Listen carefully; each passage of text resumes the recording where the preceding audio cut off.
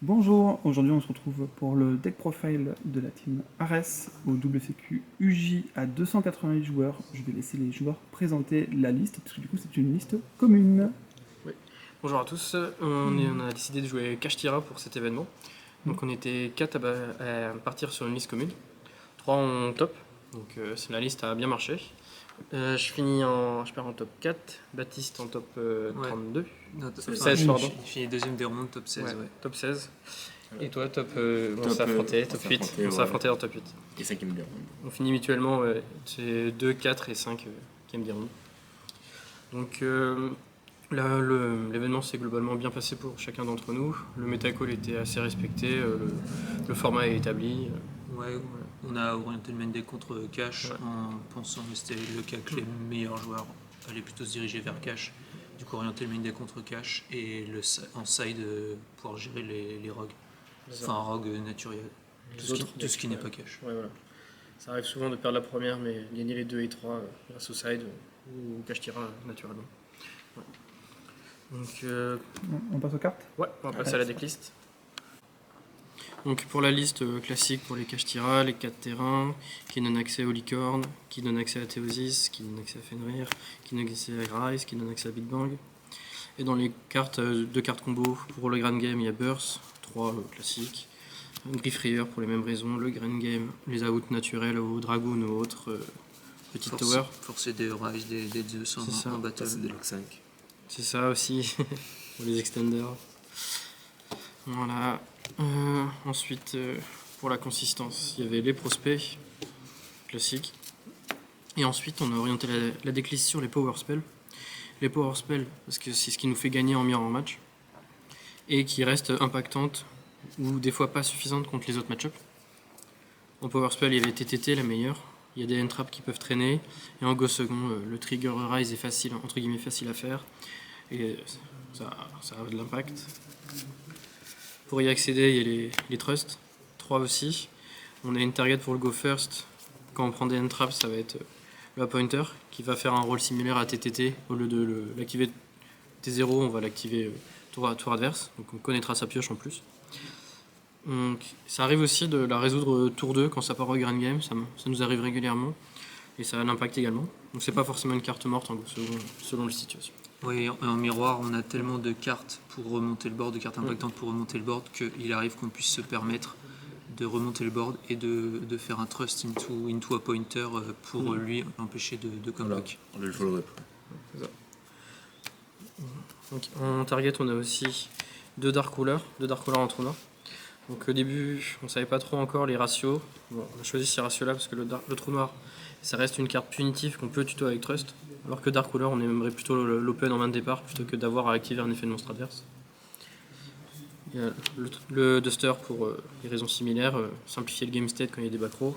Et en miroir, ça reste toujours les backrows le plus inquiétant, enfin le plus difficile à gérer. Et les inconnus, c'est ça qu'on ne peut pas gérer. Ouais. Donc, ensuite, il y a des magies rapides pour avoir quand même un go first convenable et ne pas tout le temps se faire remonter. En magie rapide, on a décidé de jouer Moon et Icon. Alors Icon, c'est aussi pour le post side, pour gérer les hibris. Et en mirror match, c'est très fort.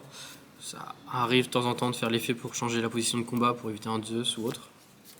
Mais principalement, ouais, pour esquiver les imperms aussi, les flash in fire. Mais ça va être side out contre à peu près tout, sauf peut-être Sprite. Peut-être, ouais.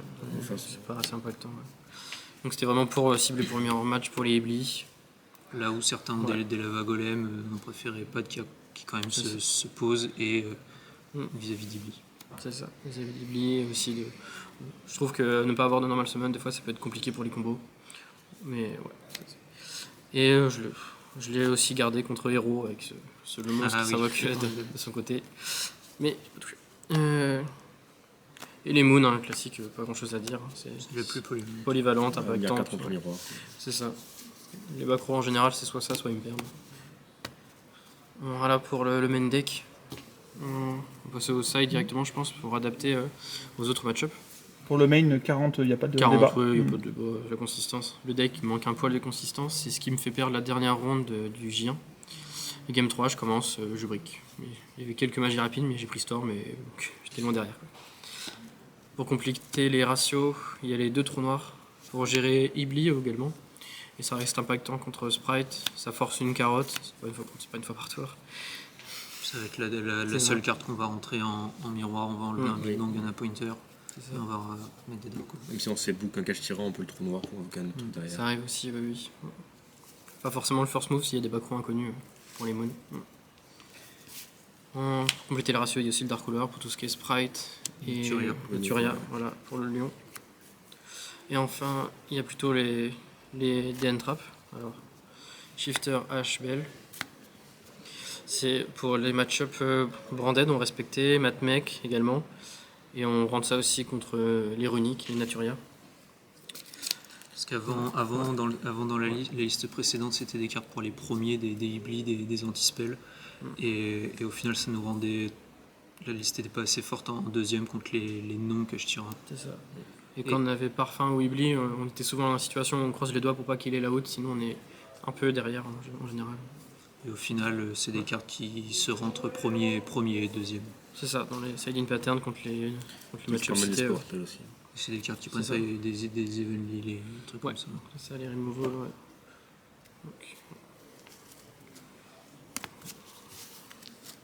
Et enfin, un peu de KCMP quand même, parce qu'il y a des parfums qui traînent, les cosmiques.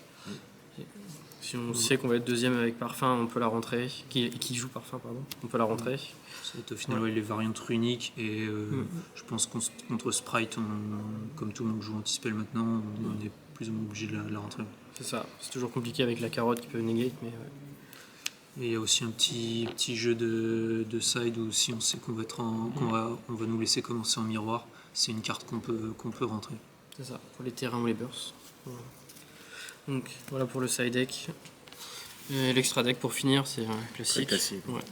Les 2 Shangri, les 3 Rise, parce que l'Ox 5 ça arrive. Il faut pas le faire tout le temps. Faut bien le faire. Le Diablosis, le Dark Arm. Dark Arm qui m'a servi pour résoudre un deuxième shifter contre Matmec. C'est très fort, rentabilisé. Les Big Eye et les Zeus pour le mirror match. Big Eye que j'ai jamais utilisé. J'arrive. Pourtant, ça fait des games. Ouais.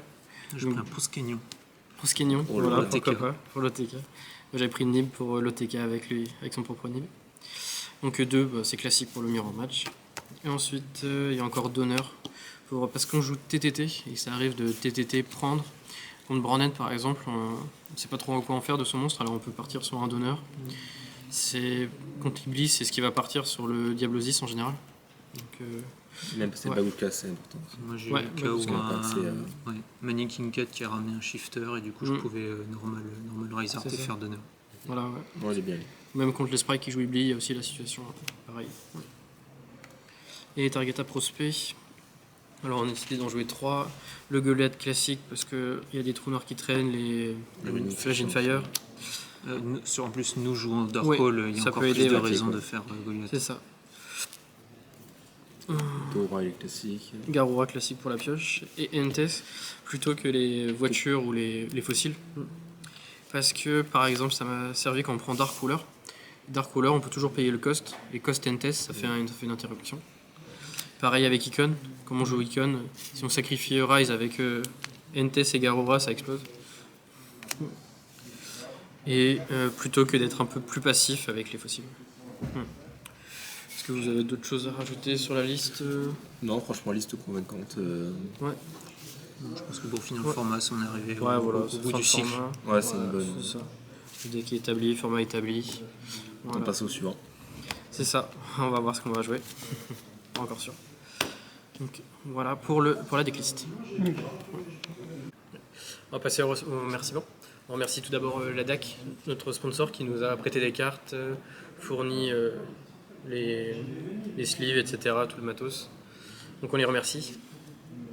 Moi, je pense aussi à Arthur qui nous a aidé à travailler la liste, malheureusement qui n'a malheureusement pas top. Donc un peu de variance pour ça, mais 3 sur 4 c'est pas mal quand même pour le top. Des remerciements à toute l'équipe pour les séances d'entraînement, les théories, pour les casquettes boys, ceux qui nous aident en backup, dans les coulisses, pour construire la liste, pour playtest contre tous les match-ups différents, etc. Merci à tout le monde. Et du coup, on a eu 5 joueurs en top 7 du coup. C'est ça, 5 joueurs, ouais. Voilà. Nickel. Bastien qui est à côté. Oui. C'est ça. Allez, bah, du coup, à la prochaine. Salut à tous. Tchuss.